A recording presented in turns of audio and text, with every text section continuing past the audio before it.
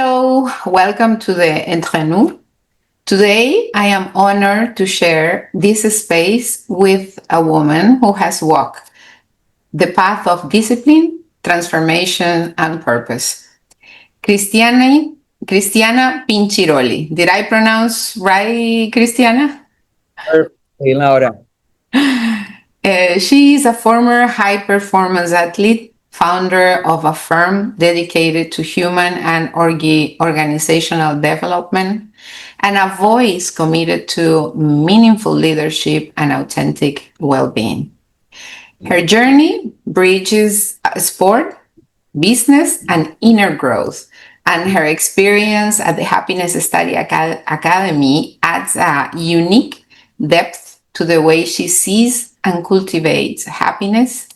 And welcome, Cristiana. It is a true pleasure to have you here. Hello, Laura. It's truly an honor to be part of this program. I'm very grateful to all the fellow journeyers that we meet from the Happiness Studies Academy and being here sharing my experience with you. Thank you. Thank you very much. Cristiana, if you had to tell us your story beyond your resume, through the defining moments of your life, what will those moments be? Laura, I would share in 4 moments. First is related with my family. My father is an Olympian, and we say in the present thanks because we always say that when a person goes to the Olympic Games, he's always an Olympian.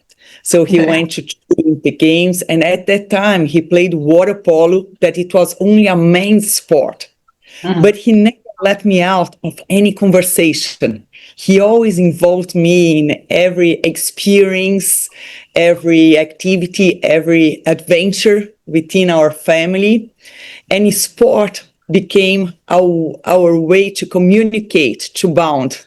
My mom was a tennis player, but she never went professionally. She played here in the national team. So they always believed in sport as a stage for life. So this is the first chapter of my life, all my memories related to sport and creating this family bond and sharing our values. The second part is when I became a pioneer in women's water polo in Brazil. So it was a path that I never imagined that I would play something become Olympian sport. This was our dream. But first we had to conquer a space that they said, no, women will never be able to play water polo. It's such a tough sport, it's a main sport. So we had to break a lot of paradigms. So I learned a lot as being the captain of the Brazilian national team, played professionally in Italy, and this gave me all my background for life. And the third chapter of my life is within organization. That's where I could use many things that I learned from sport to life. And that's when I became a mom, a wife, and a mom of 3 daughters. And when I became pregnant for my first time from Alisa, it was the moment that I learned how to hear what I was feeling. Because in sport, I learned how to ignore a lot about my emotions, because it was a lot about no pain, no gain. And I was very good in that. I learned how to reframe pain to become a high performance athlete. And the pregnancy taught me how to hear myself. And the last chapter is when I met the science of happiness, and a new perspective came to translate high performance for me and everyone around me. You were a high performance athlete, and today you lead your own firm on human and organizational development. What lessons from your athletic life still shape the way you lead today? Perfect. From sport, I learned a lot about the importance of dedication, about the importance of consistent dedication, about how to refrain failure. Because in sport, we learn if you win and you become arrogant, you're going to lose the next game. Yeah. So you learn how to lose, how to be in contact with the best athletes in the world, the best teams with new strategies, and how to adapt to that. And many times it's through losses, through errors, that you become stronger. So the concept of anti-fragility, I, I learn a lot from Mhm. sport. And I think this is key. I use a lot in educating my daughters. My oldest daughter, she went to Stanford University as a student athlete of water polo, by the way. My Yeah. second daughter, she played water polo as well. She's now University of Michigan, but she's not playing, but she went through academics. My youngest daughter, she does ballet. So I always stimulate a lot of sport because it teaches you about this concept of life will not always be the way we want it to be. So we need to learn how to face adversity and learn from that. And from sport, I learned about collaboration, teamwork, because Mm. even for swimmers, tennis players, there is always a team supporting you, a team of coaches, people who Mhm. practice with you, your psychological coach, your nutritionist. There is always a team helping to bring the best out of you. So these were the lessons that I would highlight from sport to life. How amazing that your two daughters are following your steps, right? That I don't know, it gives you a lot of joy, right? To see It's a them. lot of joy, Laura. And it's interesting because many people said, Chris, did ever you oblige your daughter to play Mhm. water polo? And it was never like this, Laura. It was a lot through example. It was Yeah. like my father did with me. He brought the pleasure into sport. The way I remember, we always loved the ocean. So how Mhm. he would take me to swim beyond the surfers, and always there was that challenge, but bringing the adventure, the fun, the being together. By Mhm. the way, this is the way that I start my book. I wrote this book, Sport, Yeah. A Stage for Life, Oh, which is that's wonderful. exactly what we are talking about. I wrote with my father, I'm showing here, Oh, and how I started the wonderful. book sharing this activity, going with my father beyond the surfers when I was 6 years old, is one of my first memories of my seventh year, first ages in life. Wow, how wonderful. How wonderful is that? Uh, as the founder and mentor in your firm, what are some of the most common challenges you see in leaders and teams? And how do you integrate well being into those conversations in a meaningful way? It's a great question. So I found it later on in life after I had a 23 career at an organization at a Brazilian bank. Later on, I was transferred to the United States. I became head of human resources, and I've always focused in how to create the conditions to realize human potential. When I left the financial industry, Mhm. I met the science of happiness. And then I created We Team, the name of my company, which Yeah. leverages the power of collaboration. So We Team, we can bound, is like Ellen Burchard, she says, one of the greatest power for humans are other humans. So Yeah. that's what I believe in. And at organizations, I create leadership programs.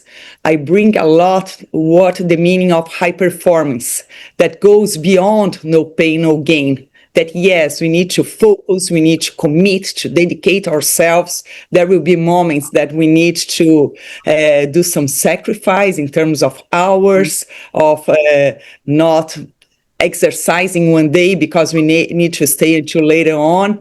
But with the science of happiness, I'm bringing into the high performance that the formula goes beyond no pain, no gain. How we need to take care of ourselves, what is the meaning of compassion that it starts with ourselves, how to pay attention to our emotions, what they are telling us, and how to learn, especially the genius of the end, that there will be moments that, yes, we need to have sacrifice, to dedicate ourselves to go further, but there will be moments that we need to enjoy the moment, to take care of, go out and meet with people, our dear friends.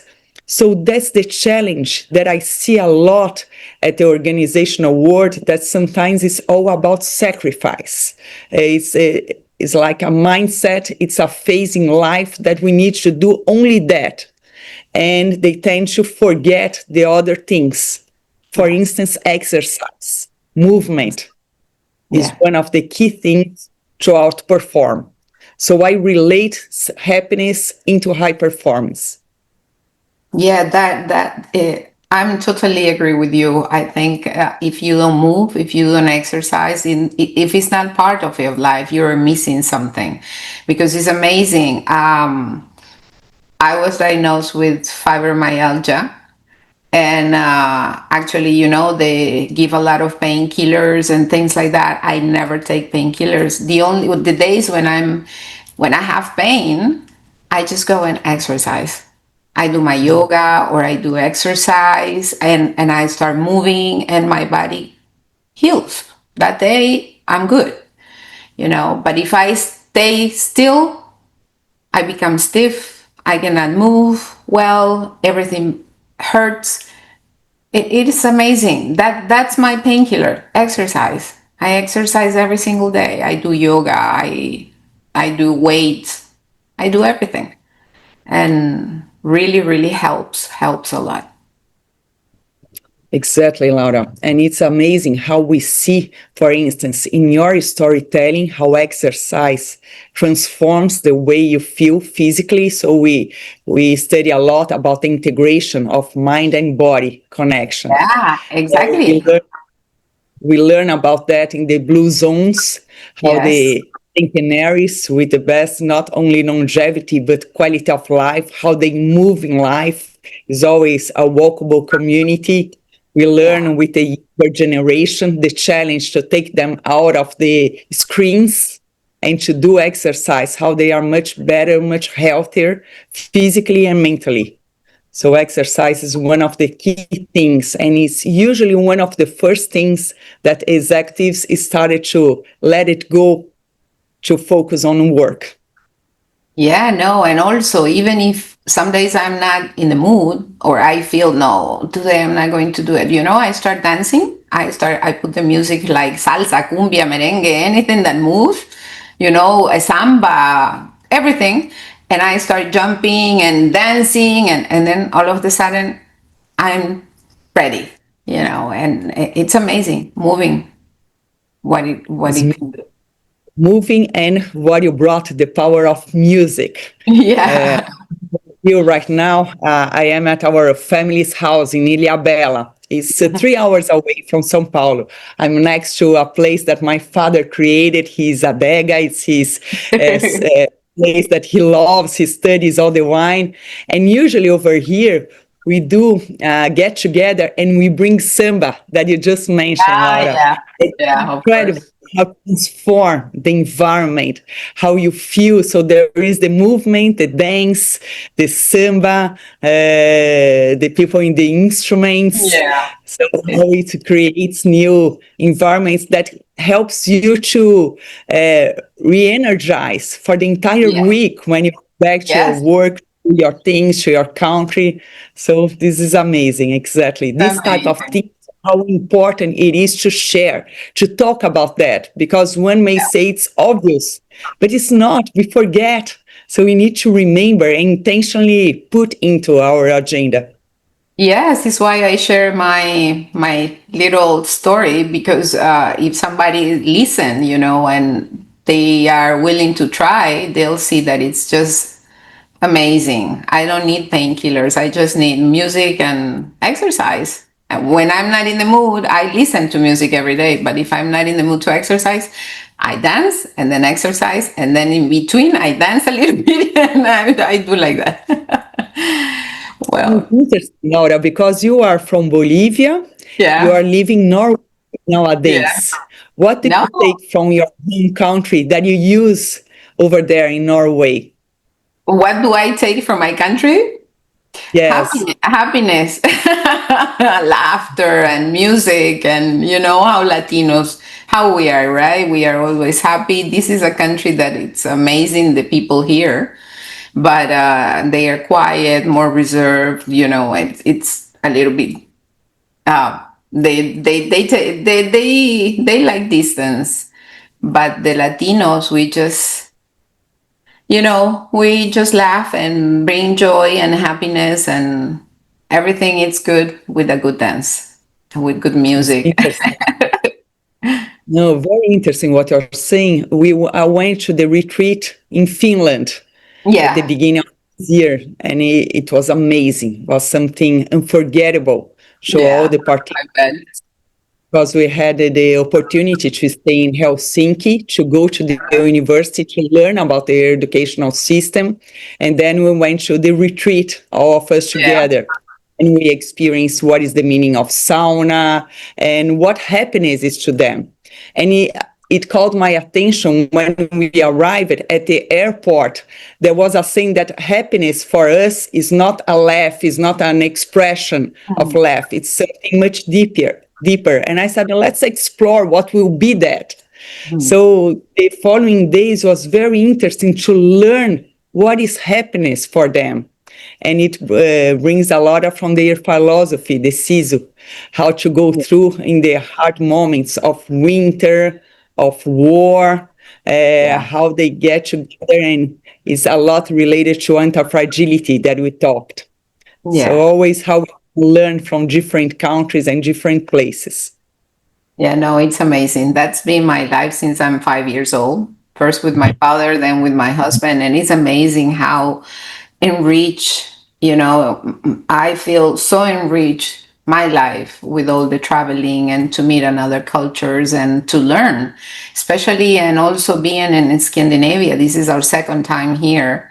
And how, you know, how you deal with darkness, with cold, you know, and actually this second time it didn't bother me like the first time. It didn't, I don't know, it has something to do, I think, with understanding that not Mm.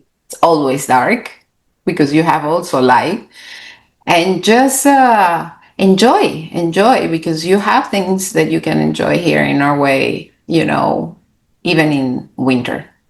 But if you concentrate just in one thing, you know, in the darkness and the cold, and then your life would be miserable. But if you see the whole picture and the blessing of being here, and it's just a blessing. It's very interesting you are bringing that because every place we talked that we are citizens of the world. Yeah, How you travel, you go to new countries, you are at Norway, then plan to live in Italy as well. yeah, So it's how you always get to a new place. It's hard that you're going to have what you had before. The things yeah, I have in Brazil nowadays, I live in the United States, in Miami. I don't yeah. have there. No. Hard to create all the relations with the families or the samba, but how you need to be open to see the new things Yeah. you can accept, learn about that, and then start enjoying that.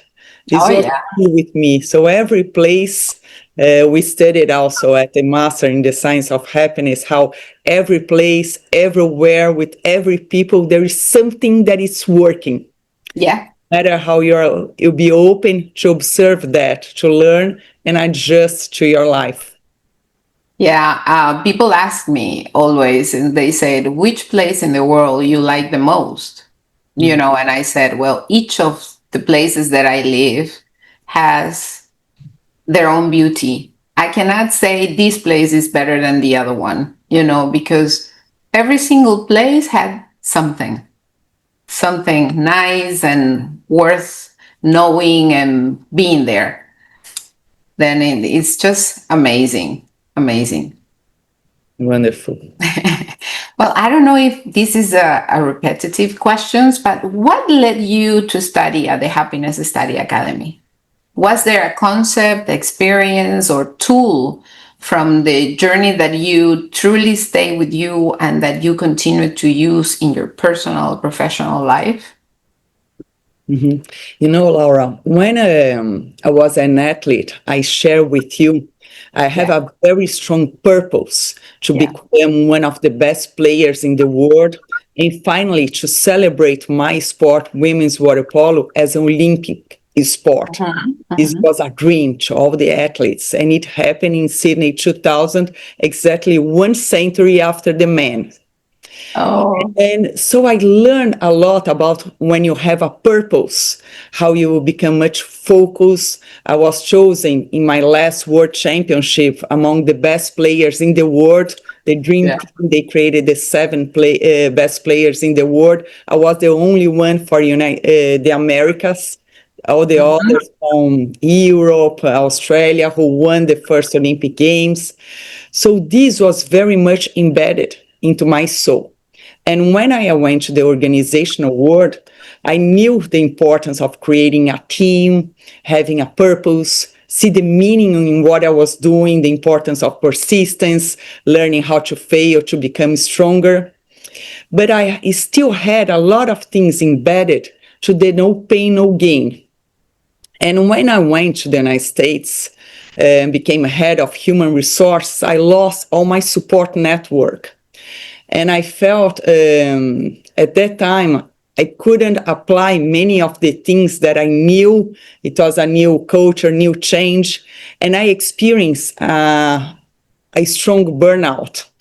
And Mm. for me, it was a huge thing. I said, I would not never accept defeat. This is not part of a high performance player. Uh, Yeah.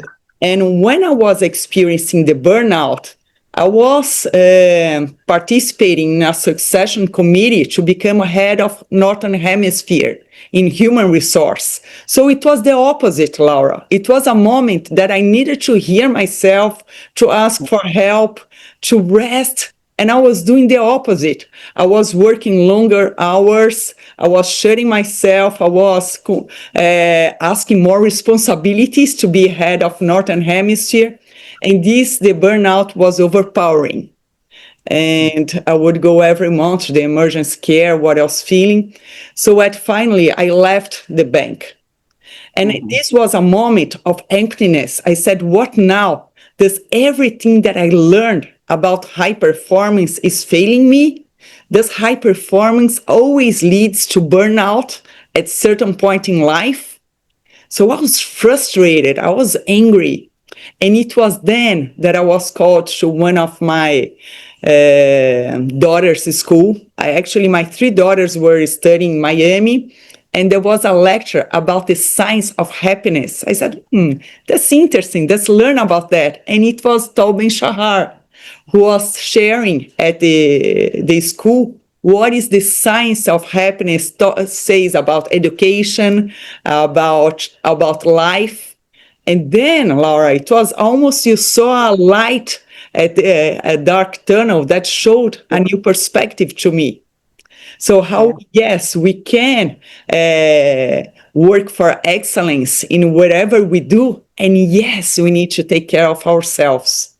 And at the end of the lecture, I went to present myself to Dr. Tobin Shahar, and I started doing the certification program. And after the certification program, I did the master program.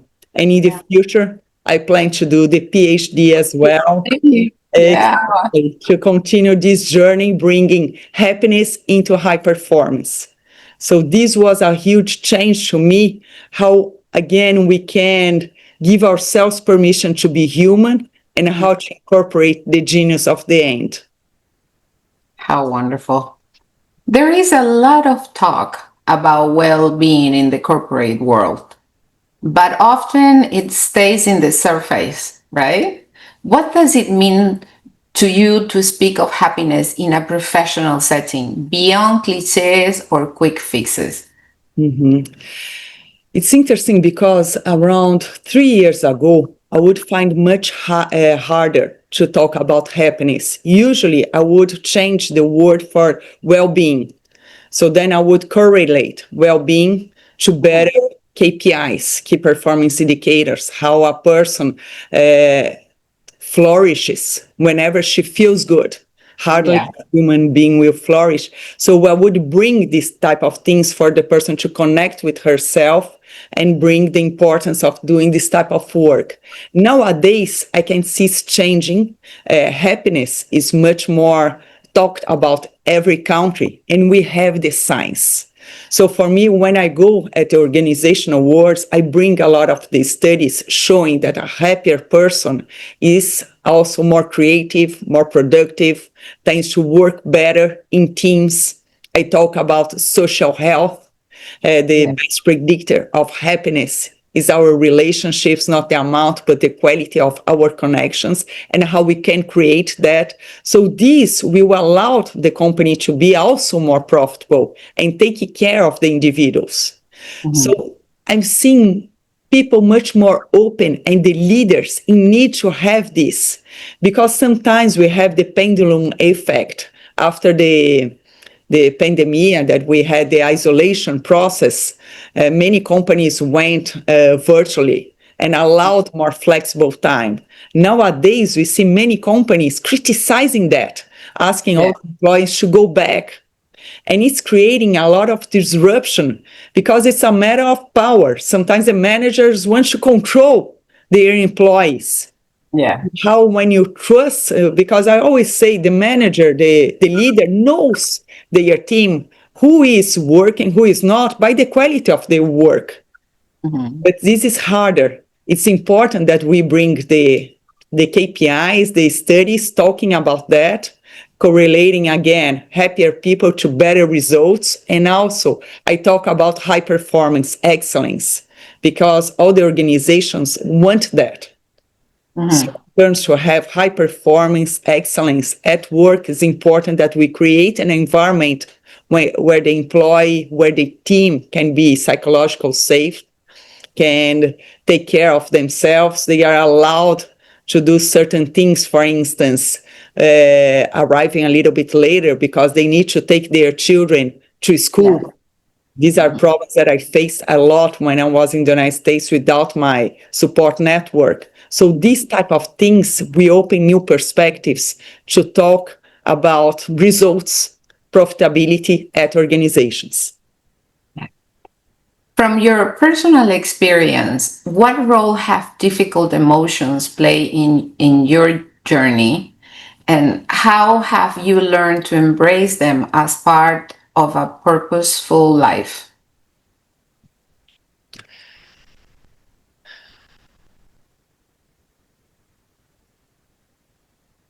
One role that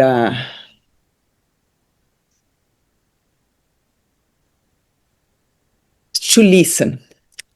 Yeah. Listen is something that has always been it's important, especially when you are in an environment that is very much focusing on deadlines, on results, and you have a lot of responsibilities with people to have the time to stop and really listen to what the person is saying, to what is being requested from you, from the deliverable point of view, from the leader point of view.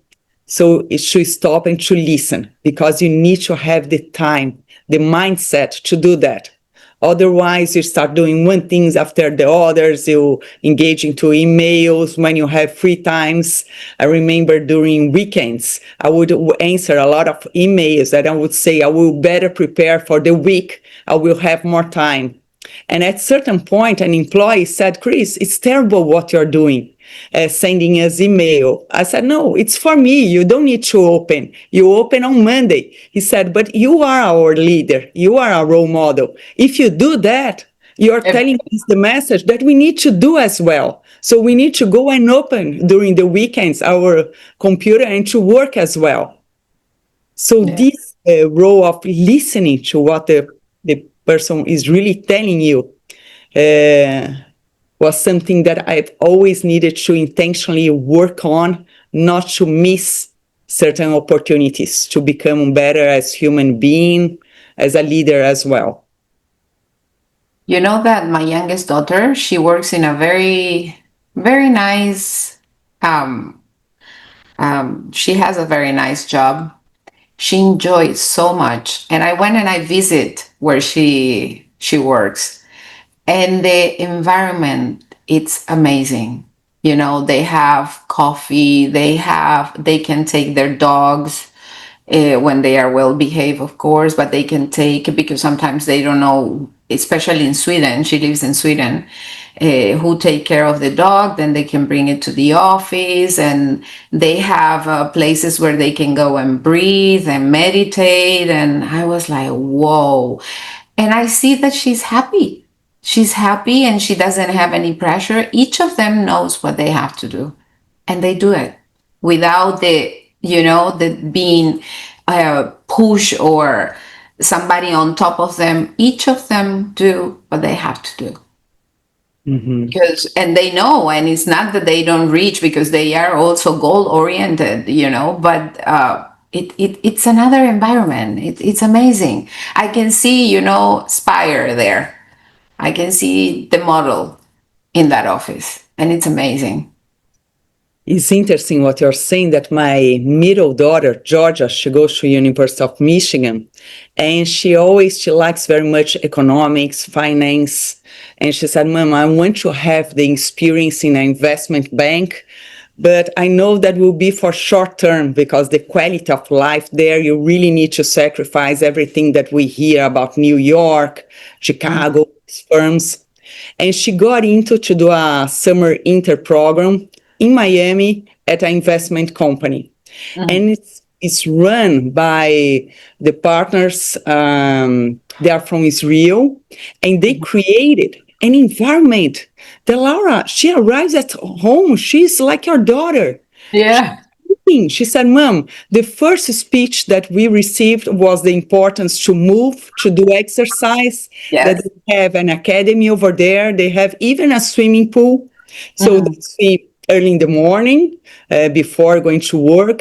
But every day they have a chef from different countries who goes there and cook for them. So they have healthy food from the Yes. market close by, is from the farmer's market, and Mhm. they talk about the importance of relations. And she has her goals also she needs to pursue. She's Yes. to deliver something, not this week, the next one, and she's like, oh, how do I do? I want to have the best impression.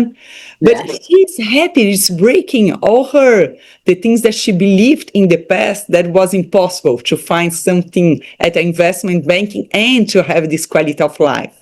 Yeah. It's amazing, Laura, how we have good examples, and we need to Yeah. bring that, because at this first, also at the same time, I mean, just read an article at Wall Street Journal saying that well-being is overrated. That they are announcing that if you are able to work 40 hours a week, no, it was even more. It was something 60 hours a week. This job is for you. Otherwise, don't even apply. And I Oh my. read that. I said, this is so strong. And I Yeah. wrote to Dr. Tobin Shahar. I said, Toh, help me to translate that. What's going Yeah. on? These such good things and these type of articles. And he Yeah. answered, he said, Chris, there is all kind of people who enjoys the things. And there are difference for some people, for your daughter and me, they value that. Some others, they are valuing other things. So Yeah. there are opportunities, and how you need to look also for things that allow you to be at your best. Yes, of course. Yeah, no, Laura, well, my daughter, she enjoys very much. And like you say, they take care if they are vegetarians, if they are vegans, if they eat, it's everything well thought, if I can say like that. And they are happy. They are happy, and they work, and they can work from home. If they don't go to the office, they just, connect from home, and it's okay. And they have breakfast every Friday where they talk, and it's just a different environment. And what I see is that she's happy and she's more productive, if we can say like that, I because agree. she's comfortable, you know, she's Well, happy. Scandinavian countries are an example of that, no, Laura? Uh, Yeah. this work-life balance. Here Or in Norway, in yes, Scandinavia, they are amazing. You don't have boss. You know who your boss is, but you will never go there and say, "Hey, listen, can I leave early?" No, because if you arrive at 7 o'clock, you can leave at 3 without saying anything. see. If you come at 8, you know that you go at 4, and it's 4 o'clock. And nobody bothers you during the weekend, and they know, vacation is vacation. It's amazing. Yeah, that's one of the things that I admire here. For me, this is one of the key things to keep women leadership at work. A lot of people always ask me, how come we are having more and more women very well prepared with all the education, with all the willingness to do well at work. But at certain point in the leadership, the C-suite levels, we don't have as many at the boards of directors. And one of the things that I've always said is to have this flexibility of times Yeah. because we know how to deliver our best. Because during the day, I never went down sometimes for a smoke or to talk because I knew the time that I had was very concentrated. So you are able to deliver and let the person do this time management because Yeah. they can deliver with the best quality. So I Yeah. love to hear that, Laura. Hopefully, more and more companies will follow this example. Yeah, no, here is like that. No, my boss is there. I know he's there.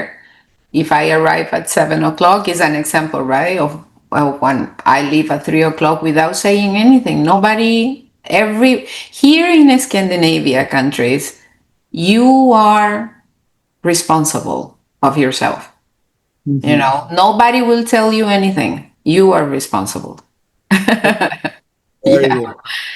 good. Cristiana, if you could share a message with women leaders or with women who, like you, have walked the path of sport, business, and personal growth, what simple yet powerful truths would you offer them today? Mhm. I would say look for your support network inside the company. We always need that. Look Mhm. for those persons that support you to be at your best, that these moments of facing adversities, doubts, difficulties, you can reach out to talk with them, also celebrate and have the time to create this because you need to flourish this environment. You need to you need to create, to give energy, to create this support network. So for me, it's key. And always remember to take care of yourself doing what we just talked here, the exercise every 45 minutes, the minimum valuable interventions, go for a Yeah. walk and be careful what you eat. When you go out at night, sometimes my husband, for instance, loves to go out at night and to interact, but I've always been a morning person. So Mhm. there will be moments that we need to go outside and stretch beyond yourself, but focus on what brings you the islands of sanities that we studied. Create this within your day. Moments of reading, meditation, as Laura said, the yoga. In the past, I played water polo. Nowadays, I do yoga. Yeah. Bringing here would be create and focus on your support network, give energy to that, and take care of yourself. And Okay. always, whenever possible, engage with the fun aspect, with the meaning, what is bringing you joy at the organization, what you're doing, what are you paying it forward. Yeah. Small things makes a difference. You don't need to be there to create a new formula, rocket science. Those small things and supporting the people that works with you is already such a huge meaning and purpose that we are working. And believe. I One of the things that I always tell people, it's how important meditation is. For example, I am an instructor of meditation also, and you don't need to be. Everybody think that they need to sit for 20, 30, or 1 hour to meditate. No, in I have meditations of 2.5 minutes that brings you to the here and now, and you just need that pause for 2 minutes, go to the bathroom and sit there and just come back to yourself, to the here and now. And then when you open the door, it's just a completely different world. It's the same when you reach your house and you are coming from, the macro, and you were so nervous. And if you start breathing and close your eyes, if you're in a safe place and close your eyes, and you will think that you are arriving to a different home, but actually it's you who comes with a different attitude. Then meditation, it's very important. Even 2 minutes. It's the pause that Tal talks, right? Yes. And even during a meeting, when they press your buttons, for instance, I've always had the intensity very strong in me. When they do interview, they say, tell me about your strengths. I say my intensity. Tell me about your weaknesses. I set my intensity. The same, yeah. So, breathing and meditation, this was so important to me. And even during a meeting, that when someone is starts to push your buttons, present something, how when you stop and intentionally focus on your breathing, helps you to calm down and to express yourself, to communicate much better. Yeah. As you said, going away for 2 minutes or focusing on that. Yeah. Me, it helped a lot having an accountability buddy. I have a fellow journaler, Nelly, who did the MA program with me. So we always agree. We do the meditation together. Sometimes we use an app that we love, Happiness Minds.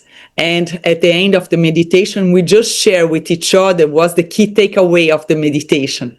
So No. it helps to remember, to create reminders of doing that, exercising, which creates the neural pathways. Yes, and you have another wonderful also that you live in the US, and you might know Insight Timer.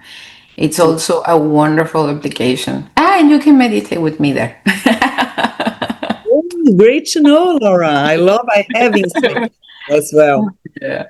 And it's interesting that my daughter, she loves the calm. My youngest daughter, Olivia, How come? Yeah. loves the calm before going to bed, the storytelling.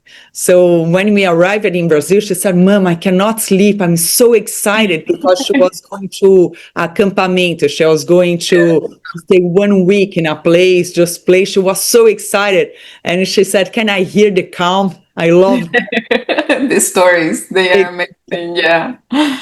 Well, Cristiana, we are, at the end of the interview, and to close this conversation, would you like to leave us with a thought, a phrase, or a message from the heart for those listening today? Yes. Laura, I wanted first to thank you for the interview. It was a wonderful time being here with you, sharing my story. And the message that I wanted to leave to all of you, create those moments in your life where you can refuel your energy. And for me, Laura, if you allow me, I wanted to share is in this place. It's called Beautiful Island. It's 3 hours away from São Paulo. So this is a corner that I am at the house. And I wanted to show with you where I'm going now, because for me, the ocean is the place where I recover my energy. So I was waiting to have this conversation, and now I want to show where I'm going and to say hi to Iemanjá, the goddess Naimanja, the of the goddess. ocean. Yeah. Exactly. So Yeah, it's I love Imanja. I remember having the picture of her, and the ocean also, like you said, for me, it's just healing. So exactly. amazing. That's the place I'm going. So I ask you, where's the place where you recover your energy and create this space? Hey, So you thank mean? you very much. No, thank you, Cristiana. Thank you for being here, not just with your words, but with your truth. And this space, it's made for stories like yours, brave, soulful, and real. And I'm sure everyone listening will carry something precious from your journey. Thank you very much. And this was the Entre Nous. Until next time, thank you, Cristiana. Thank you, Laura. Thank you.